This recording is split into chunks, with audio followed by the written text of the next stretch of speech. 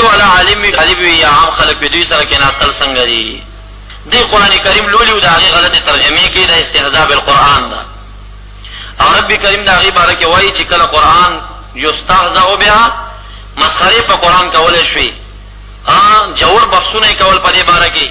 د مسلمان تفرقې دپاره پټ پټ مجلسونه جوړېده فلا تقعدوا معهم انکم اذا مثلهم مه کښېنئ تاسو به د دې غونې شئ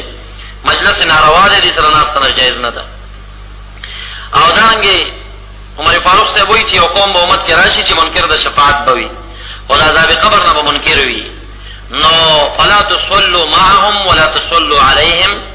تاسو دوی پسې جمع منځونه مه کوئ او تاسو په دوی چې مړه شو د جنازې منځ هم مه کوئ علامه قرطبي په تذکره کې نقل کړی دی اوس په دې کې څه جماعتونه د عذاب قبر منکرین شته دي عادي عام ټول هم دي ځکه چې قبر ته د جماعت نسبت کې خاورې لوټي نو خو بیا په عذاب نه پوهېږي حیات برزخي نه منکر شو د قبر